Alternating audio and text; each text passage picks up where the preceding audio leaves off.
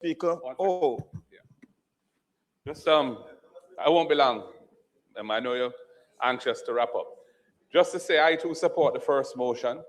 I think it's absolutely horrendous when you go to these schemes and see the roads which have essentially been abandoned by all authorities, and people pay their money, pay off mortgages, they're in the schemes, and they can't rely on any authority to maintain those roads. And I've seen it over and over again in several different parts of Jamaica. So I support that motion. I would also say that I think the argument was made, well, the authority should only have to take it over if the roads have been built by the developer. But at the end of the day, who suffers are the residents. And the risk should be borne by the authorities, not by the residents, because the authorities can put in place laws and measures and conditions to ensure that the developer does what they're supposed to do. So the onus should be shifted to the authority and taken off of the residents. So I support that. The only thing is a small point. I was saying that in the motion, in the last prayer, it speaks to these roads being transferred to local government, KSAC, which no longer exists, it's KSAMC, but and any other local authority, including, but not limited to the National Works Agency. And I was just making the point, National Works Agency is not a local authority. So the way that's worded is a little inelegant and inaccurate, but it can be fixed.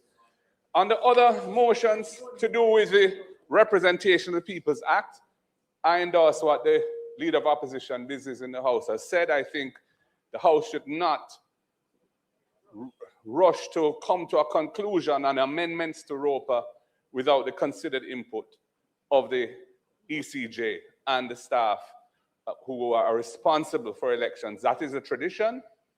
And speaking for myself, these technical matters, I would not want to vote in favor of something that I may not have considered all the relevant factors and end up having been told that we've supported something that is unworkable or is inappropriate or that we ought to have voted against. So I would love to see this being sent elsewhere to the ECJ specifically for their comments before we take any position on these resolutions to do with the ROPA, the Representation of the People Act. And I wouldn't want our side to vote in favor of motions which have not had that opportunity, because we've been endorsing a procedure which I think is flawed and is inconsistent with a good tradition that has been built up over many years in this parliament. In relation to the last one, which I think is to do a constitutional amendment, it has very far-reaching implications. It's essentially eliminating the restriction on dual citizenship for membership of the parliament. And I do think that the public has strong views on this, and I believe that we should have a process before, again, the parliament rushes into that kind of thing. So I would support what the member for West Central St. James has suggested in relation to that last motion. Thank you, Mr. Speaker. Mr. Speaker, I wish to thank the members for their input in the debate on these private members' motion. For the member from Southwest St. Andrew raised some issues that she believes political consideration or what have you. Let me make it clear. When I brought these private members' motion, I did not consider anything that had to do with politics. And the motions were not laid in any sense to benefit me in the way at all. Because if these amendments are made, it won't affect me because I won't be contesting again. So I'm doing this. Take my word this time. Take my word this time. So I'm doing this for the future. And having won 8 elections so far, I know what the situation is and what affects our candidates and the electoral process. And this is why I brought this stuff.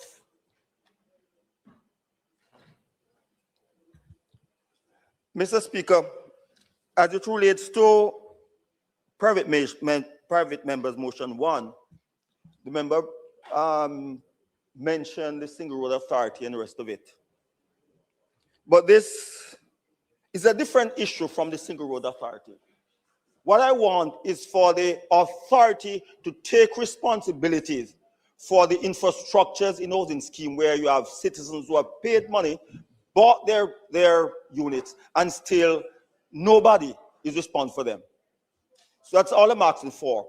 As it relates to the single road authority, then I'll come back with another motion for that. But I'm asking for the government to make sure that the issue of responsibility is taken over. So I just want to, as the lead opposition mentioned, the National Works Agency not being a local authority, I just want to mention, as I say, or any other local authority, as well as the National Works Agency, to make that amendment to number one, to the prior itself for motion number one. Number two, the member mentioned the issue of using different implements apart from the blacklead pencil.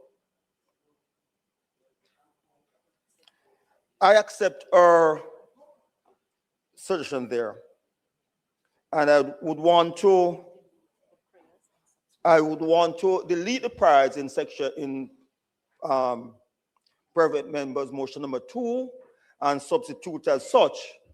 Be it resolved that the relevant provision of the proper be amended to enable the intention of the voter to be ascertained instead of mandatory that the voter shall mark an X beside the candidate's name. So I'm asking here for intent, but to remove the issue of any implement. So I'm asking for amendment to delete those two priors and to replace it, substitute as such. As it relates to number 3, she mentioned that it was not mentioned as to where, as it relates to the voters, where they should stay. That can be dealt with later on.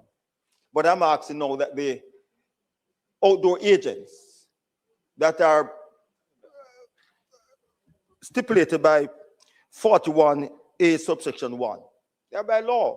So you should have the one-day police or the security force bodies claim you have to stay down the road.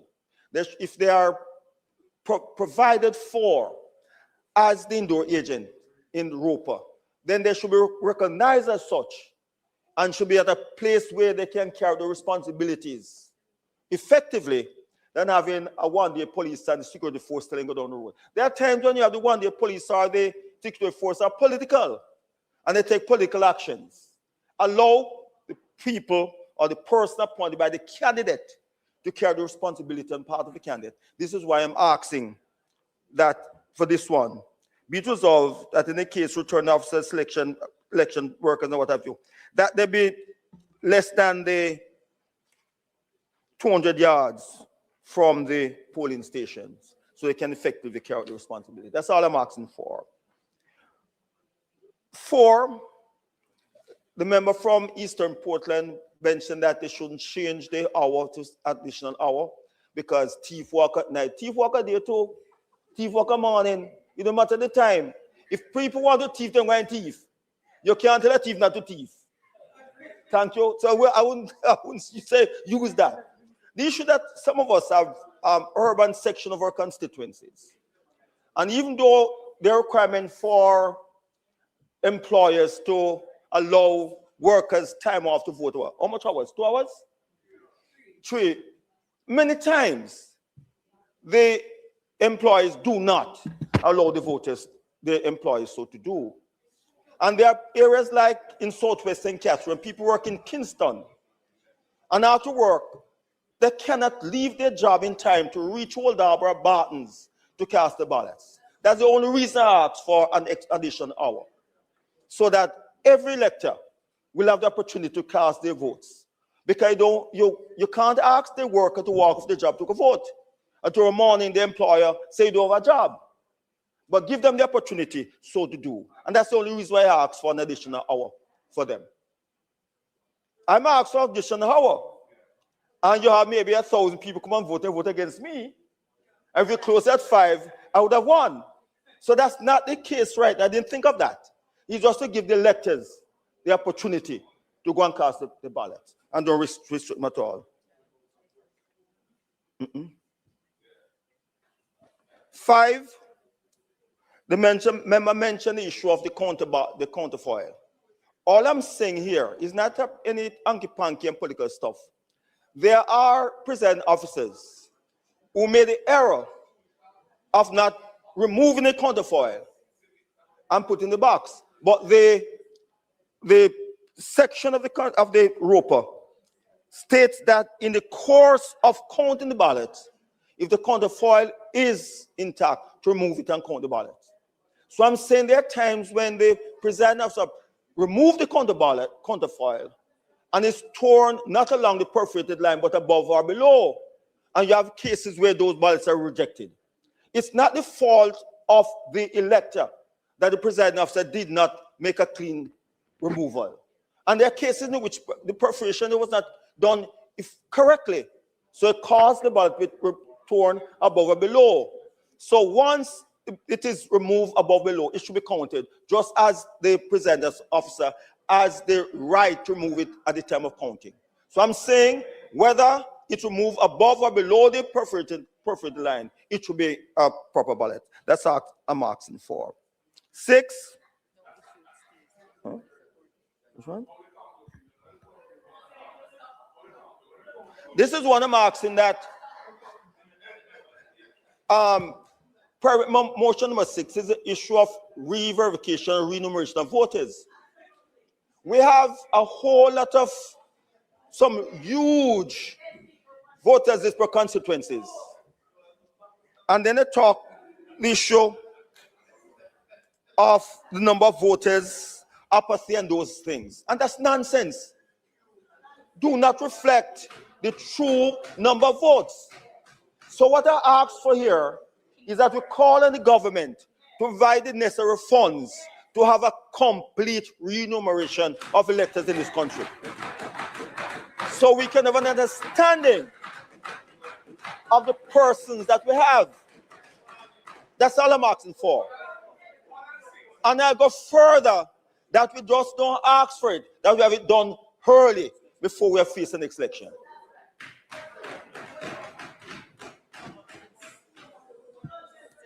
Mr. Speaker, as far as service is concerned, it's far-reaching and it would require serious amendment to the Constitution. It would need an referendum to have this amended. So I'm therefore withdrawing private members' motion number 7. Mr. Speaker, you're not hearing me say no? I am saying, based on the far-reaching effect of number 7, what I understand would require a referendum to amend this section of the Constitution. I'm withdrawing section number 7, the resolution number 7, based private members number 7, based on the suggestion from the member from St. James. No, she never said that.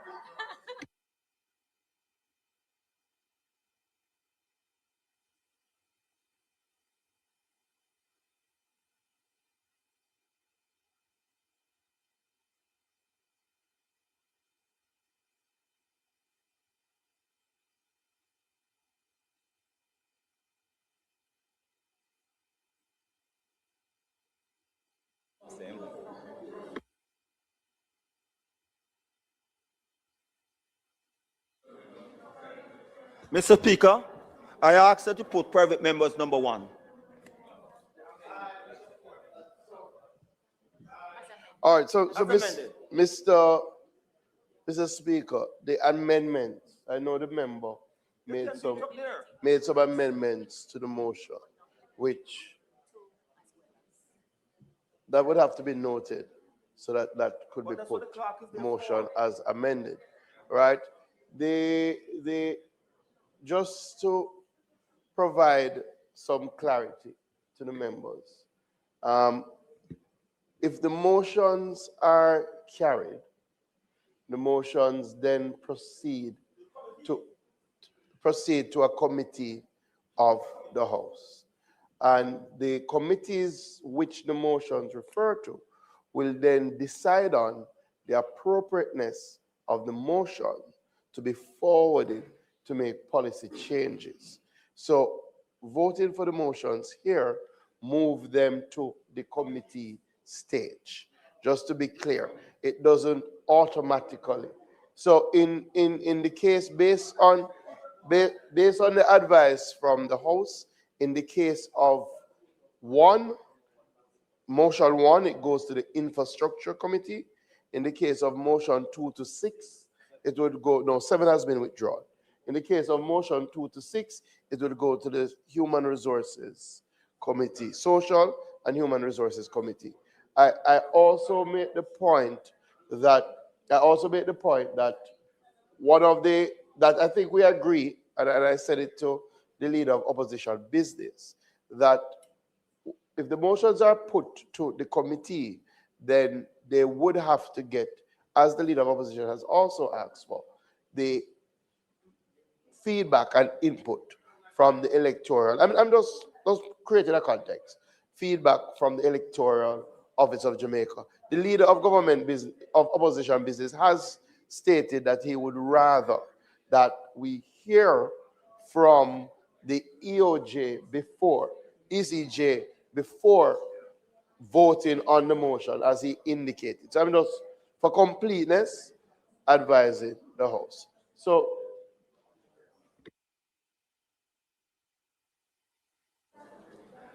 may I say that the role of the ECJ will not be affected in this regard itself. What have all of these private members' motion, they have been to the House before and have gone through the process, through committee, and went to cabinet. At cabinet, then there have been discussion between the Electoral Commission and cabinet as to implementation of what have you. It has gone through all of the committee. But all of these motions I brought them here before. I brought them under your government and under this government.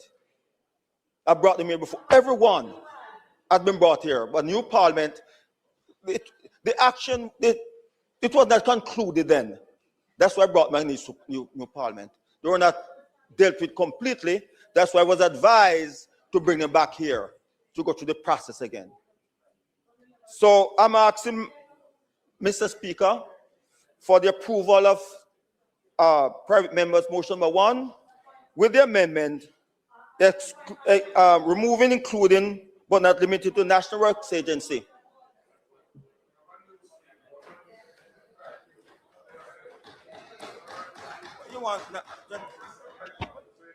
Thank you, Mr. Speaker.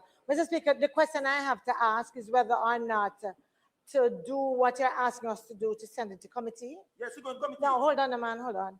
If the motions themselves should not be amended to include that as one of the prayers. No, it's here. Yes, I'm going to do that. I have them here. The amendment? No, that amendment that it be sent to committee. No, you have that? You have to tell me that. You can't just drag me behind you like that. You That's not that thing don't about. give me a chance. Because I hadn't completed. I just said a while ago. To delete, including but not limited to, and say as well as the National Works Agency. And then if it's approved, then I ask that it go to committee. It's only after approval I can ask to amendment. I ask you now, Mr. Speaker, I ask that the motion be amended as follows. Number 1, private members' motion number 1 and the other people be amended by inserting the following as the third prior.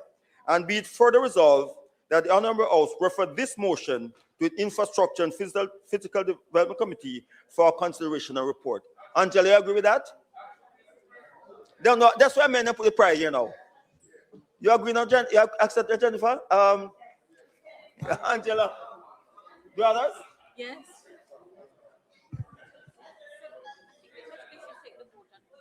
Yeah. And for 2, Mr. Speaker,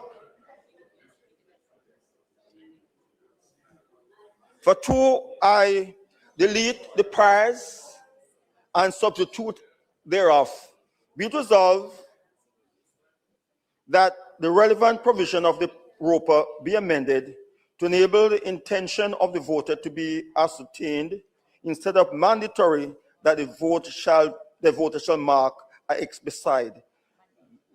mandate beside the candidate of his choice. Number 3, be it resolved that 41A, subsection 1 of the President of the People Act, be amended to allow the person appointed by the candidate as an agent to be within a precinct of and closer to 20 yards to the polling station, as now specified, so that the agent will be able to carry out the duties for which the agents were appointed. 4, be it resolved that Section 33 of the Representation of People Act be amended, allowing time for polling on an election day to be between the hours of 7 in the forenoon and 6 in the afternoon. And 5,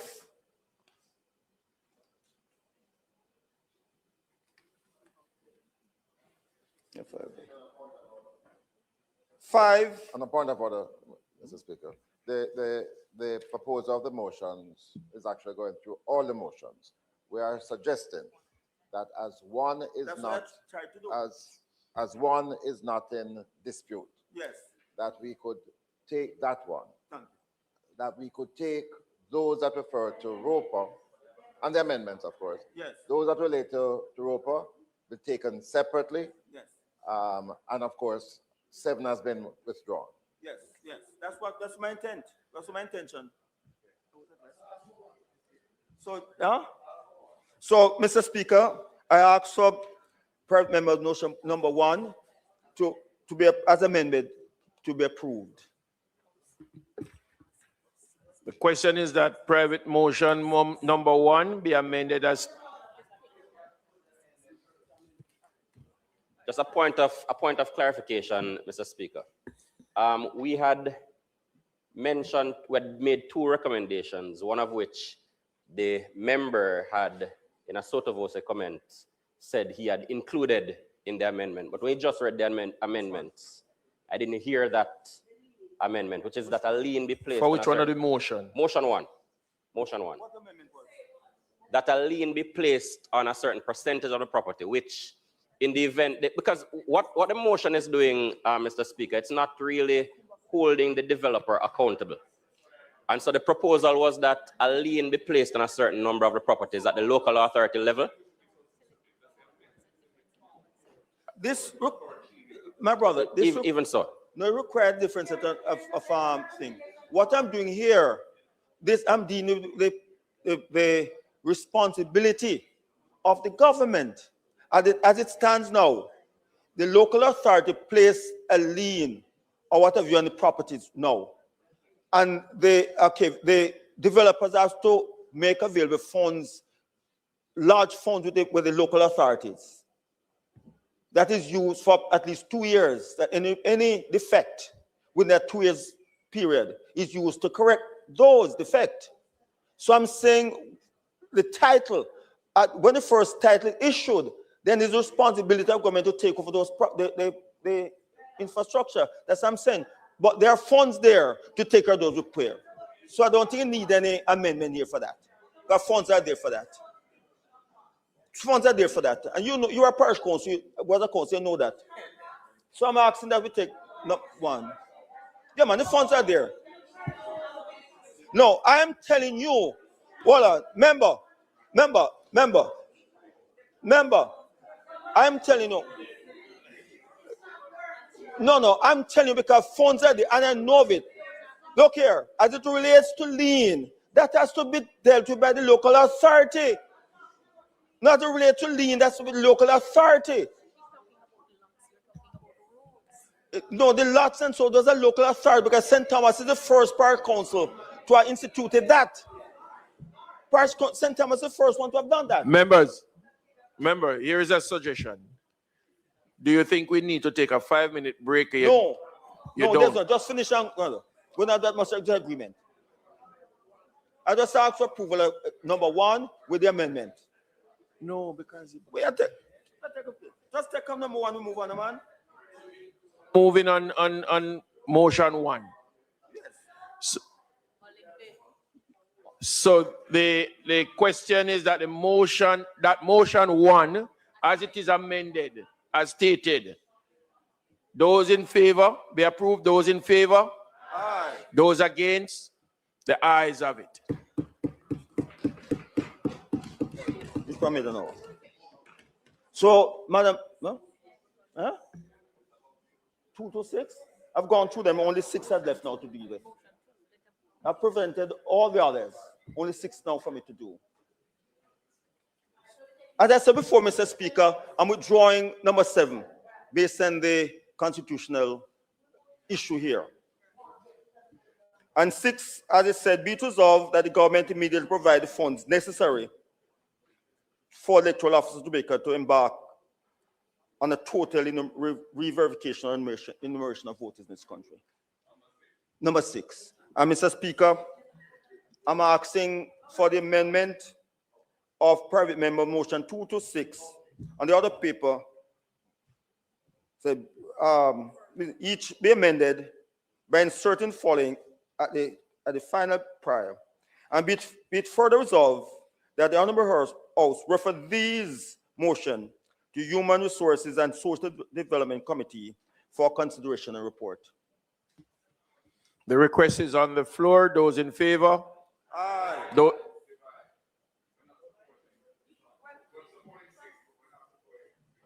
one has support?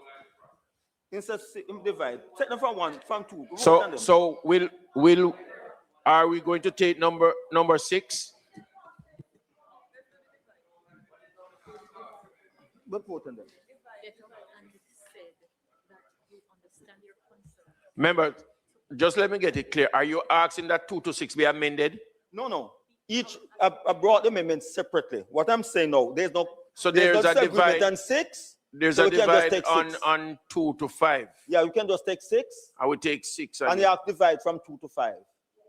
All right.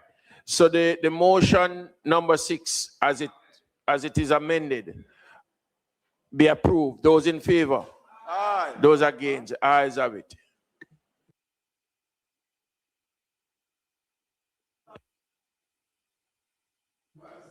On 2 to 5. Clark.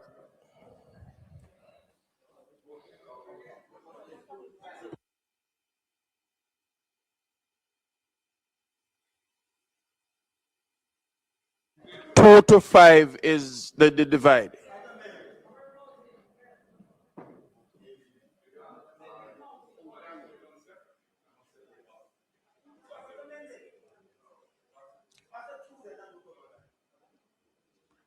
There is a divide on 2 to 5. So we have to go to a vote. All right, Clark. On each, take them one by one.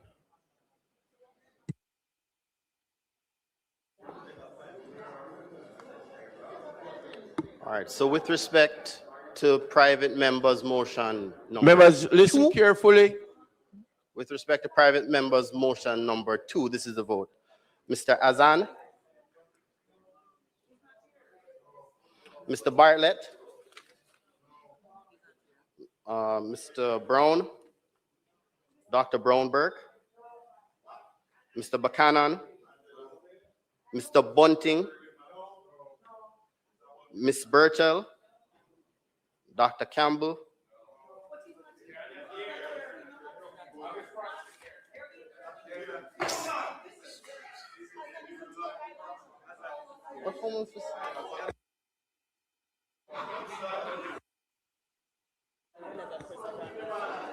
Clark. Mr. Azan.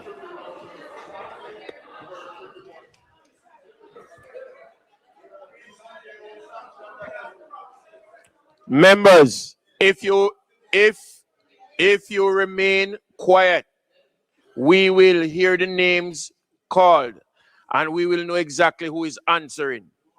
Allow the deputy clerk to call the names and person answer yea or nay.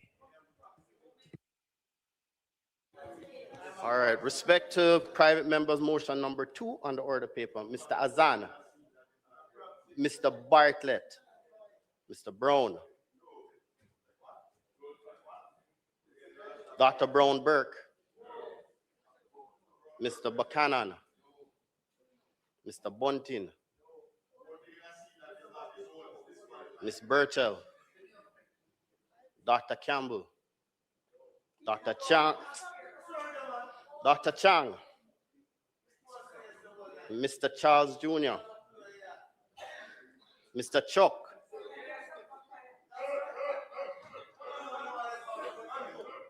Mr. Cousins, Mr. Crawford, Mrs. Cuthbert Flynn,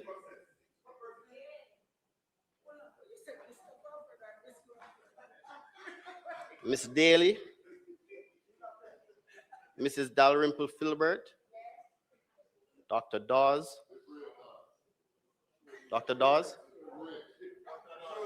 Mr. Golden, Mr. Gordon, Mr. Gordon, Miss Grange,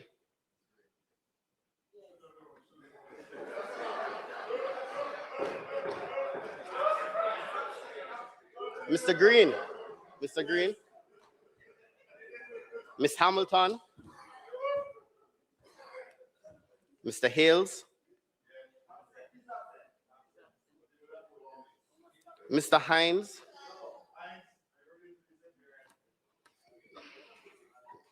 all right. Dr. Holness, Mr. Hilton, Mr. Jackson, Miss Jess, Mrs. Malahoo Fort, Ambassador Marks, Miss Lee,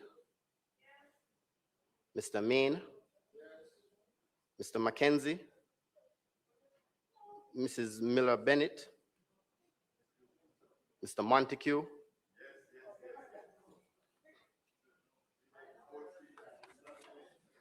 Mr. Morgan, Mr. Morris, Miss Morrison, Mrs. Nita Garvey, Mr. Newell, Mr. Paulwell, Mr. Phillips, Miss Perkis, Mr. Robertson, Mr. Robinson, Dr. Russell, Mr. Samuda, Mr. Seabright, Miss Shaw, Miss Shaw, okay. Mr. Smith, Mr. Terrelong,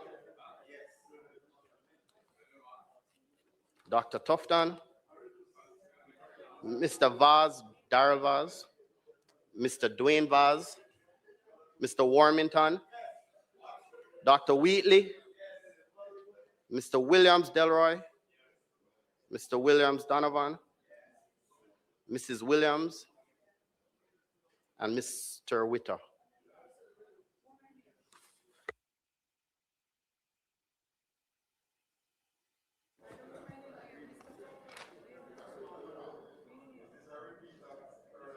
Ms. Crawford.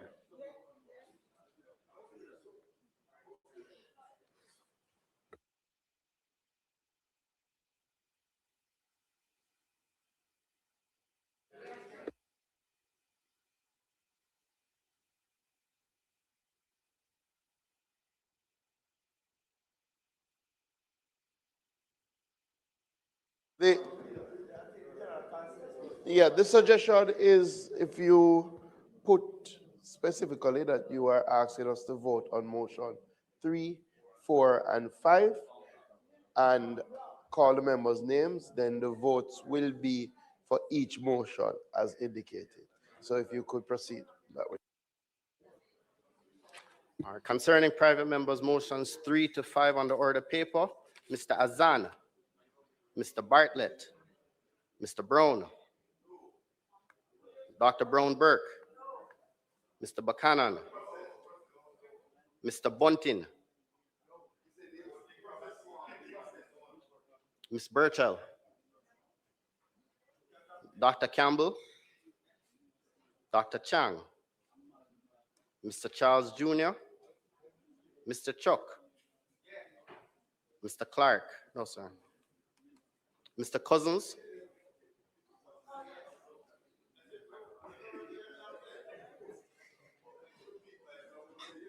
Mr. Crawford, Miss Crawford, Miss Crawford, Mrs. Cuthbert Flynn, Miss Daly, Mrs. Dalrymple Philibert, Dr. Dawes, Mr. Golden, Mr. Gordon, Miss Grange,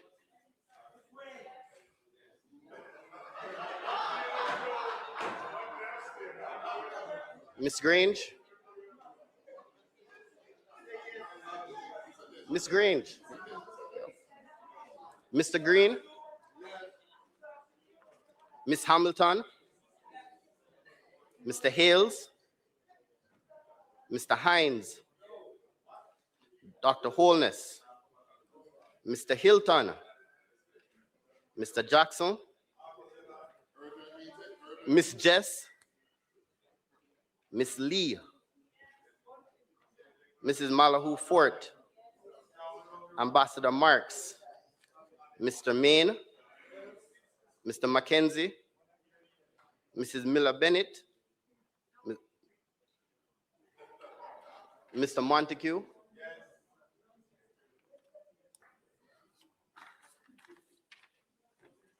Mr. Morgan, Mr. Morris, Miss Morrison, Mrs. Nita Garvey, Mr. Newell, Mr. Paulwell, Mr. Phillips, Miss Perkis, Mr. Robertson, Mr. Robinson, Dr. Russell, Mr. Samuda, Mr. Seawright, Miss Shaw, no, Miss Shaw, Mr. Smith, Mr. Terrelong,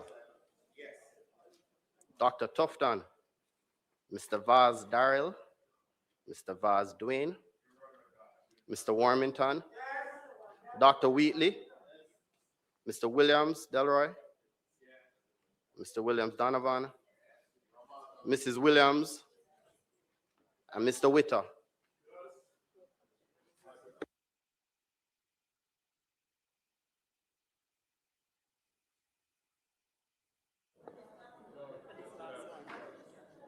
Miss Jess. What's that?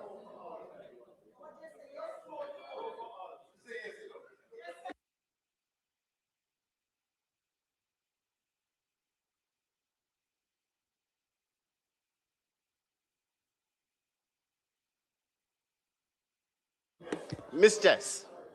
Here.